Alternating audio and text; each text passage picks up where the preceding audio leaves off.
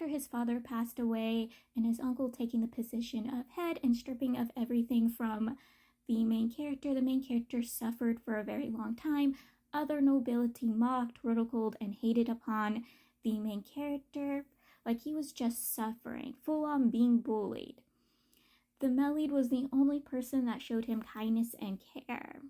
Didn't look down upon the main character, showed the main character that he was worthy of living, worthy of his position, was literally the best person to him. And I mean, the Melid would go and get another job so he could provide for the main character. He went around asking for money from other soldiers, saying that he was buying gifts for women and not buying stuff for the main character. And the main character for the longest time didn't know this until he discovered the Melid working when he was supposed to be out at a brothel with the other soldiers. This is when he finds out the Melid was working himself to death to provide for the main character. Also, I find it really sweet that the Melid called the main character his princess, and that's why he needed to do everything for the main character, because the main character was his princess. Because again, the main character kind of has a lavish life. He never really truly had to suffer money-wise.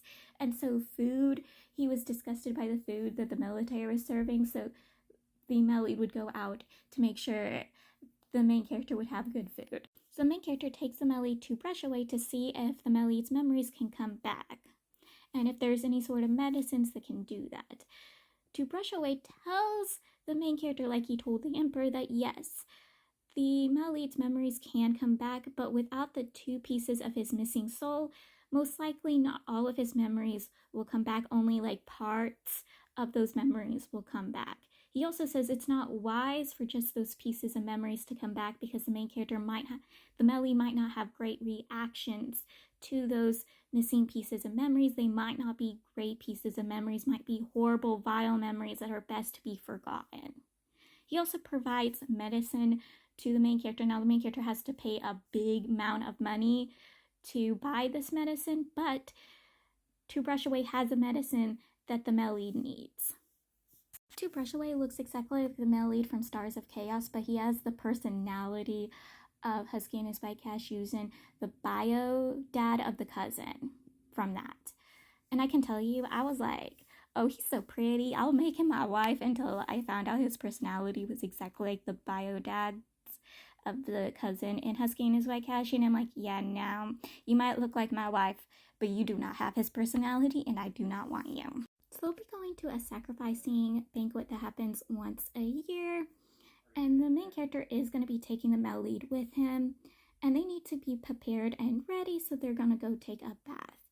The main character goes to his hot springs only to find out the Melid is in his hot springs, because he was told to bathe and get clean, and he saw the hot springs and was like, oh, I can get clean here instead of getting cleaned in a wooden tub. This infuriates the main character, so he throws the Melid out. The Melid gets hold of the main character's clothing, specifically his ribbon, and this is the first memory the Melid gets back, which is a memory of them fighting in the battlefield and him taking another nobility's ribbon, a ribbon that's gifted throughout nobilities for one of their ancestors doing a hero act, and them getting to have these ribbons, and the Melid never getting this ribbon, even though he done so many good acts for his country, just because he was a slave and not nobility.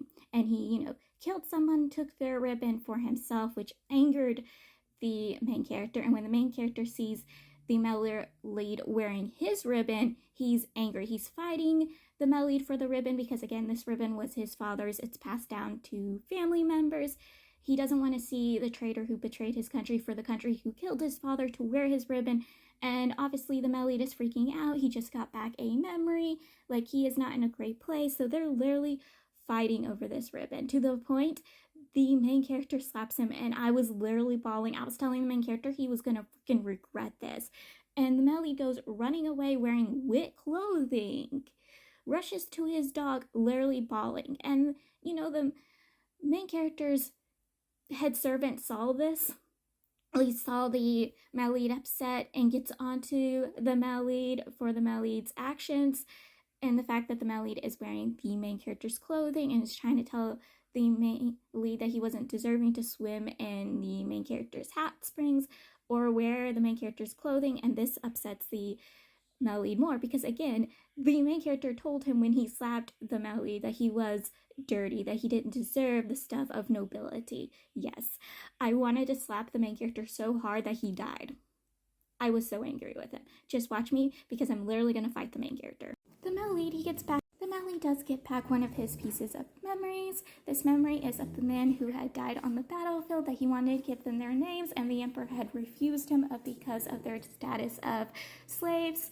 The main character is informed of this memory once the male lead awakens. He also brings up an old friend of his because this friend was in the memory, smiling at him and leaving him, and this frustrates the main character and throws him into a jealousy tangent. He throws so much hatred of this person to the male lead. He tells the male lead all these things that this person had done that he does not deserve, the male lead's love and care and protection, and it's why the male lead probably went down the way he had gone.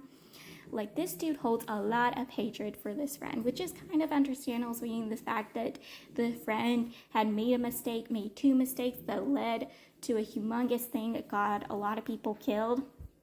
So it's understandable the main character dislikes him, but it comes also obviously from his jealousy and the fact that the male lead is very protective of this dude and cares for this dude, and he thinks the male lead cares for this dude more than he cares for the main character. He believes that if the dude had come to the male lead, pleading to the male lead to stop, the male lead would have stopped being a traitor and had backed off. Yes. The main character is very deranged at this point. He won't even let the male lead speak his own opinions because he's so jealous. I wanted to very much shake him to shut up. I'm going to go into a tangent in a rate. I am very upset because, the main character frustrates me, upsets me, because, he does not understand, truly, why the male lead betrayed them, or the fact that he himself betrayed the male lead all those years ago. The fact that he keeps standing for and protecting the country that repeatedly berated him, punished him, and harmed and hurt his own love. He keeps standing for them. And he's like, well, this is the country his family has protected all these years, a country his dad died protecting. Well, dude, this country had harmed you and the one you loved, but you're still standing for it. The same country who literally told your love that he's not worthy of his titlement because he's a slave. He's not rewarded and given the things he deserves because he's a slave. He was stripped all of that. And also the fact that a bunch of his men who were killed on the battlefield protecting their country more than most of those nobility did gets to have all that greatness, but the slaves who died and did more for the fucking country than these nobles did, they don't deserve any rights. And you stand by that. The moment you stood by and watched and told the male lead he needs to go back to work and not cry is the moment you betrayed him. And you need to understand that you're acting like you were the only one betrayed in this situation. You betrayed the male lead the moment you side with the other nobility. That you didn't understand why the male lead was hurt after everything the male lead had done for you at this point. He was the only one who saw you as a person, and you don't even treat him like a person. And you don't even see it. You let your own jealousy blind you to the point you yelled at the male lead for protecting the only person that probably actually treated him like a person. It makes me so freaking angry, okay? Seriously, why would the male lead stand for it? Why would you stand for a country that has repeatedly hurt the one you loved? Really? Really?